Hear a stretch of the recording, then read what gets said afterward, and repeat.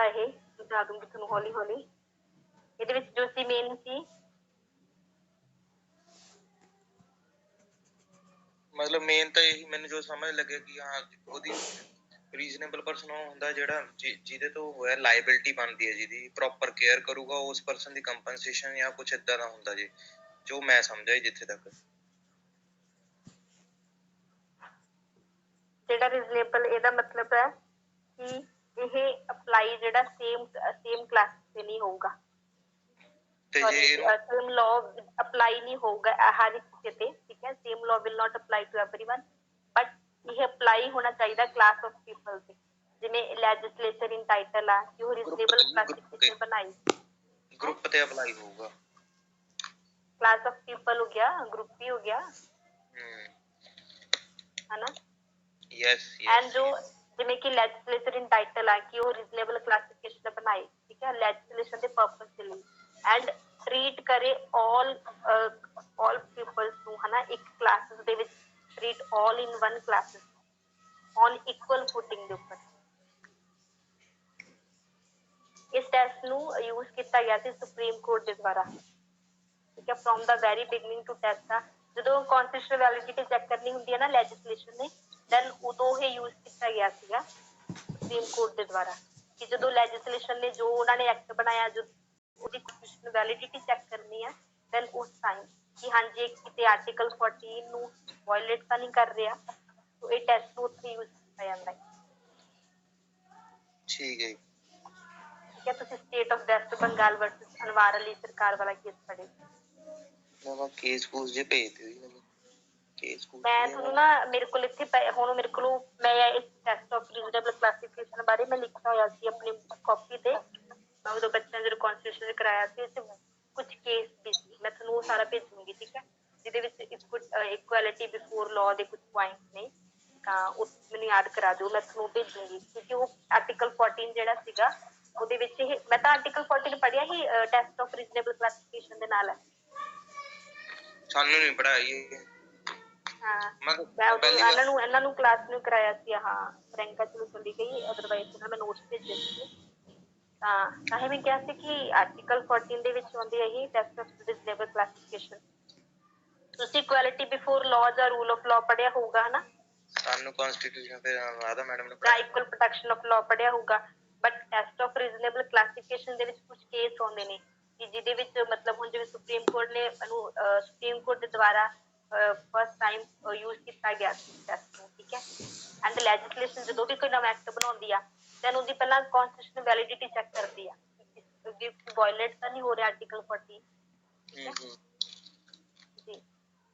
ठीक है मैम, मतलब बेसिकली जो मैंने पढ़ा है इसका मीनिंग ये हो गया कि क्योंकि सारे जैसे राइट टू इक्वालिटी मीन्स कि सब लोगों को इक्वली ट्रीट करो, है ना, बट सबके सर्कमस्टांसेस सेम नहीं होते, तो उसके अकॉर्डिंगली जो कोर्ट है वो रीजनेबल क्लासिफिकेशन अप्लाई करेगा कि अगर डिफरेंट सिचुएशन डिफरेंट सर्कमस्टांसेस में है लोग, तो उनको मतलब उनकी क्लास किस कैटेगरी को बिलोंग कर रही है उसके अकॉर्डिंग, क्योंकि society has a different class of people, ठीक है, नेचर भी डिफरेंट है, हर एक सोसाइटी ਦੇ ਵਿੱਚ डिफरेंट क्लास ਦੇ पीपल ਰਹਿੰਦੇ ਨੇ, नेचर भी डिफरेंट है, तो हर एक जो क्लासेस ऑफ पीपल है हर एक ਨੂੰ डिफरेंट ट्रीटमेंट नीड मतलब वैरी करता है, डिफरेंट ट्रीटमेंट डिफरेंट नीड्स ने, ਉਹਨਾਂ ਦੀਆਂ रिक्वायरमेंट्स ने, ठीक है। मतलब कि जो स्टेट है वो डिफरेंट सर्कमस्टांसेस में डिफरेंटली ट्रीट कर सकती है, अगर जो सर्कमस्टांसेस है वो जस्टिफाई करते हैं मतलब वैसा ट्रीटमेंट करना। तो इसलिए ना बहुत सारे लॉ ने ਜਿਹੜੇ ਕਿ ਅਪਲਾਈ ਹੋਣੇ ਚਾਹੀਦੇ ਨੇ ਰੀਜ਼ਨੇਬਲ ਕਲਾਸੀਫਿਕੇਸ਼ਨ ਦੇ ਉੱਪਰ, ਤਾਂ ਜੋ ਇਕੁਐਲਿਟੀ ਨੂੰ ਮੇਨਟੇਨ ਕੀਤਾ ਜਾਵੇ ਬਿਨਾਂ ਕਿਸੇ ਡਿਸਪਿਊਟ। ठीक है मैम, पता लग गया मोहित? हाँ जी हाँ जी।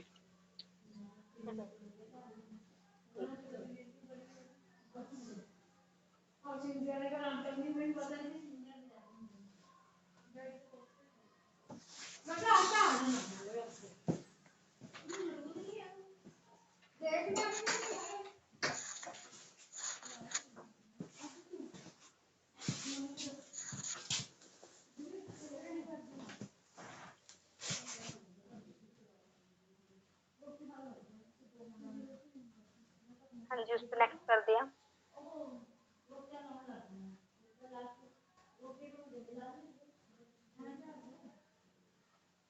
ਸੋ ਰੀਜ਼ਨੇਬਲ ਆਪਾਂ ਕੇਸ ਕਰ ਰਹੇ ਸੀ ਸ਼ੇਰ ਸਿੰਘ ਵਰਸਸ ਰਘੂਪਤ।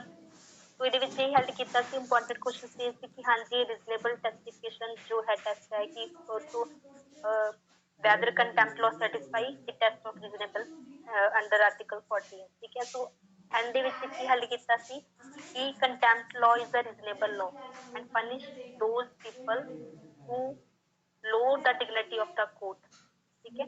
तो ਇਹਦੇ ਵਿੱਚ ਕੀ ਹੱਲ ਕੀਤਾ ਸੀ ਕਿ ਜਿਹੜਾ contempt law ਸੀ ਉਹ reasonable law ਹੈ ਕਿਉਂਕਿ ਜੋ ਪਰਸਨ ਕੋਰਟ ਦੀ ਡਿਗਨਿਟੀ ਨੂੰ ਹਾਰਮ ਕਰਦੇ ਨੇ, ਠੀਕ ਹੈ, ਉਹਨਾਂ ਨੂੰ ਪਨਿਸ਼ ਕਰਨਾ ਚਾਹੀਦਾ so that this act is not against article 14 of the Indian constitution, ठीक है।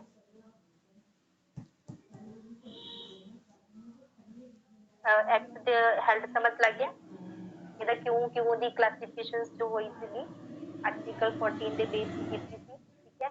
तो हेल्ड ਕੀਤਾ ਸੀ ਕਿ ਜੋ ਵੀ ਕੰਟੈਂਪਟ ਹੈ, ਇਹ ਜੋ ਐਕਟ ਹੈ ਕੰਟੈਂਪਟ ਲਾਅ ਬਣਿਆ ਰੀਜ਼ਨੇਬਲ ਲਾਅ ਹੈ ਬਿਕॉज ਜੋ ਵੀ ਪਰਸਨ ਕੋਰਟ ਦੀ ਡਿਗਨਿਟੀ ਨੂੰ ਹਾਰਮ ਕਰਦਾ ਉਹਨੂੰ ਪਨਿਸ਼ ਕਰਨਾ ਚਾਹੀਦਾ, ਠੀਕ ਹੈ student. Yes ma'am. So contempt of court and article 19 ਹੁਣ ਉਹਨਾਂ ਨੇ ਪਹਿਲਾਂ 14 ਨਾਲ ਕੰਪੈਰੀਜ਼ਨ ਕੀਤਾ ਇਹਦਾ, ਦੈਨ ਹੁਣ ਆਰਟੀਕਲ 19 ਕੀ ਹੁੰਦਾ ਹੈ? ਹਾਂਜੀ ਕਿਹੜਾ ਜੀ? ਆਰਟੀਕਲ 19 ਕਿਹੜਾ ਹੈ?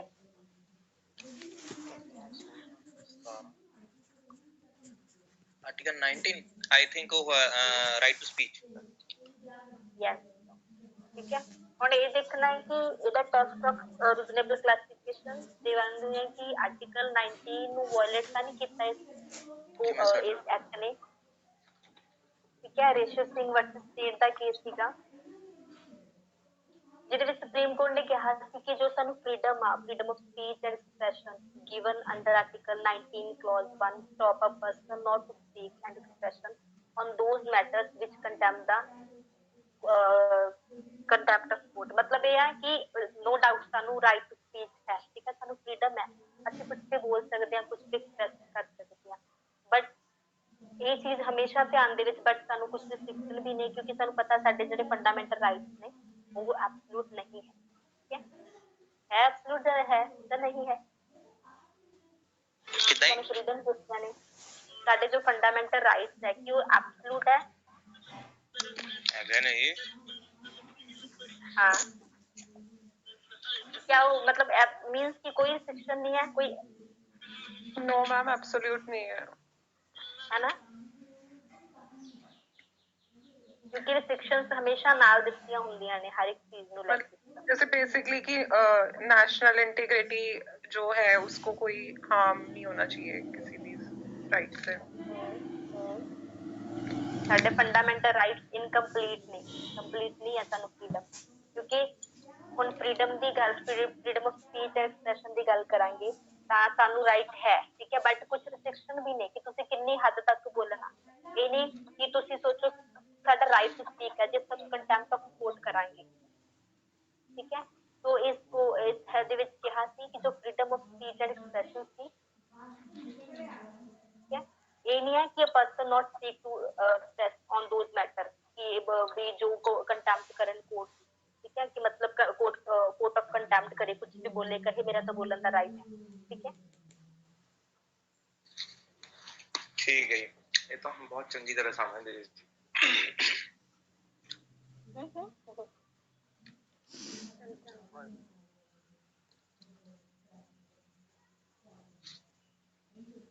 तो एक नेक्स्ट केस ਸੀਗਾ ਸੀਕੇ ਡਿਡਾਰਸਕੀ ਵਰਸਸ ਓਪੀ ਗੁਪਤਾ, ਜਿਹਦੇ ਵਿੱਚ ਸੁਪਰੀਮ ਕੋਰਟ ਨੇ ਕਲੀਅਰਲੀ ਕਿਹਾ ਸੀ ਕਿ ਜੋ ਕੰਟੈਂਪਟ ਆਫ ਕੋਰਟ ਹੈ ਰਿਸਟ੍ਰਿਕਸ਼ਨ ਫਿਕਸ ਕਰਦਾ ਸਾਡੇ ਆਰਟੀਕਲ 19 ਕਲੌਜ਼ 1 ਕਲੌਜ਼ 8, ਠੀਕ ਹੈ। मतलब रिस्ट्रिक्शन फिक्स करता है, ਇਹਦਾ मतलब ਇਹ ਨਹੀਂ ਕਿ ਸਾਡਾ ਰਾਈਟ ਜੋ ਹੈ ਸਾਡਾ ਫੰਡਾਮੈਂਟਲ ਰਾਈਟ ਉਹ ਵਾਇਲੇਟ ਹੋ ਗਿਆ, ਠੀਕ ਹੈ। ਅਸੀਂ ਕਹਿ ਨਹੀਂ ਸਕਦੇ ਨਾ ਕਿ ਵਾਇਲੇਟ ਹੋ ਗਿਆ ਕਿਉਂਕਿ ਰਿਸਟ੍ਰਿਕਸ਼ਨ ਇਸ ਹੱਦ ਤੱਕ ਲੱਗੀਆਂ ਨੇ ਕਿ ਤੁਸੀਂ ਕੰਟੈਂਪਟ ਆਫ ਕੋਰਟ ਨਾ ਕਰੋ। ਤੁਸੀਂ ਇਹ ਕਹੋ ਕਿ ਸਾਡਾ ਅਗਰ ਤੁਸੀਂ ਕਹੋਗੇ ਕਿ ਸਾਡਾ ਜੋ ਰਾਈਟ ਸੀਗਾ ਰਾਈਟ ਟੂ ਸਪੀਚ, ਠੀਕ ਹੈ, ਕੁਝ ਵੀ ਅਸੀਂ ਬੋਲ ਸਕਦੇ ਹਾਂ, ਸਾਡਾ ਵਾਇਲੇਟ ਕਰਤਾ ਇਸ ਐਕਟ ਨੇ। ਇਸ ਕਹਿ ਸਕਦੇ ਹਾਂ। ਮੈਮ ਜਿਵੇਂ ਨੈਸ਼ਨਲ ਐਮਰਜੈਂਸੀ ਜੀ ਤੁਸੀਂ ਕਹਿੰਦੇ ਹੋ, ਨੈਸ਼ਨਲ ਐਮਰਜੈਂਸੀ 'ਚ ਮੋਸਟਲੀ ਇਹੀ ਪ੍ਰੋਬਲਮ ਆਉਂਦੀ ਹੈ ਨਾ ਕਿ ਉਹਨਾਂ ਦੇ ਫੰਡਾਮੈਂਟਲ ਰਾਈਟਸ ਵਾਇਓਲੇਟ ਹੁੰਦੇ, ਬਟ ਉਹਦੇ ਵਿੱਚ ਬਟ ਉਦੋਂ ਨਹੀਂ ਹੁੰਦੇ, ਉਦੋਂ ਕੁਝ ਟਾਈਮ ਲਈ ਸਸਪੈਂਡ ਕੀਤੇ ਜਾਂਦੇ ਨੇ ਸਾਡੇ ਫੰਡਾਮੈਂਟਲ ਰਾਈਟ, ਠੀਕ ਹੈ। ਬਟ ਇਹ ਨਹੀਂ ਕਿ ਸਾਡੇ ਤੋਂ ਖੋਹ ਲਏ ਜਾਂਦੇ ਨੇ, ਬ੍ਰੀਚ ਨਹੀਂ ਕਰਦੇ, ਉਹ ਬ੍ਰੀਚ ਨਹੀਂ ਹੁੰਦੇ, ਅਸੀਂ ਕਹਿ ਨਹੀਂ ਸਕਦੇ। ਕੁਝ ਸਰਕਮਸਟੈਂਸਸ ਨੇ, ਠੀਕ ਹੈ, ਜਿਹਦੇ ਵਿੱਚ ਸਾਡੇ ਕੁਝ ਟਾਈਮ ਲਈ, ਹੁਣ ਜਿਵੇਂ ਐਮਰਜੈਂਸੀ ਦੀ ਗੱਲ ਕੀਤੀ, ਕੁਝ ਟਾਈਮ ਲਈ ਸਾਡੇ ਫੰਡਾਮੈਂਟਲ ਰਾਈਟ ਸਸਪੈਂਡ ਕੀਤੇ ਜਾਂਦੇ ਨੇ, ਠੀਕ ਹੈ, ਸਾਡੇ ਤੋਂ ਕੋਈ ਨਹੀਂ ਜਾਂਦੇ, ਟੇਕ ਅਵੇ ਨਹੀਂ ਕੀਤੇ ਜਾਂਦੇ। ਸੇਮ ਇਸੇ ਤਰ੍ਹਾਂ ਹੀ ਹੈ ਕਿ ਅਸੀਂ ਇਹ ਨਹੀਂ ਕਹਿ ਸਕਦੇ ਕਿ ਆਰਟੀਕਲ ਸਾਡਾ 19 ਵਾਇਲੇਟ ਕੀਤਾ ਇਸ ਐਕਟ ਨੇ, ਠੀਕ ਹੈ। तो यही कॉन्स्टिट्यूशन वैलिडिटी सी जो सी देखी है। फिर उसके बाद है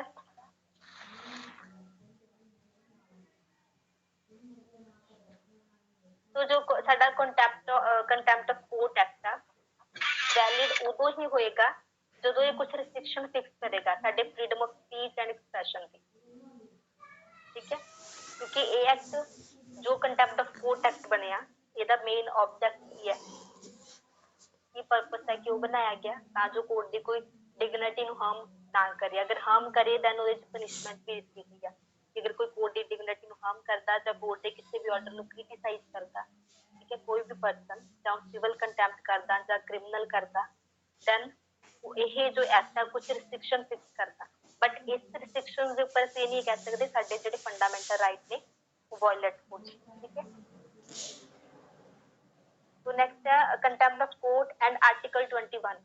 तो पहला ਅਸੀਂ ਕੀਤਾ 14 then 19 then article 21। right to life, हाँ जी, life and liberty, another right and liberty, वही है ना 21, right to life and liberty वाला जी। no person shall be deprived of his life or personal liberty। Exception ਦਿੱਤੀ ਹੋਈ ਹੈ according to procedure established by law। ਇਹਦਾ ਮਤਲਬ ਤੁਹਾਨੂੰ ਪਤਾ ਹੀ ਹੈ ਸਭ ਨੂੰ, ਕਿਦਾਂ ਹੀ तो आही exception according to procedure established by law पूरी डेफिनेशन पढ़ी मैं आर्टिकल 21 दी।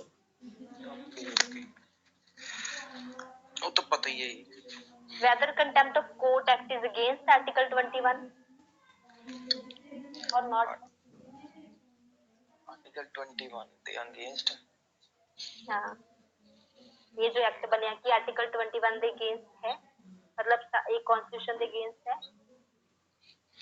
ਇਹ ਕਨਸਟੀਟਿਊਸ਼ਨ ਦੇ ਨਾਲ ਰਿਲੇਟ ਕਰੋ, ਮੈਨੂੰ ਵੈਸੇ ਹੀ ਕਨਸਟੀਟਿਊਸ਼ਨ ਬੋਰਿੰਗ ਲੱਗਦਾ। नहीं हो रहा ना रिलेट, मैं खुद नहीं कर रही ना, हो रहा। नींद आ रही है कॉन्स्टिट्यूशन ਦਾ, ਕੁਛ ਨਾ ਪੁੱਛਿਆ ਕਰੋ ਕਨਸਟੀਟਿਊਸ਼ਨ ਦਾ, ਦੱਸ ਦੋ ਹੀ ਰਿਲੇਟ ਹੈ ਜਾਂ ਨਹੀਂ, ਤੁਸੀਂ ਉਹ ਦੱਸ ਦੋ।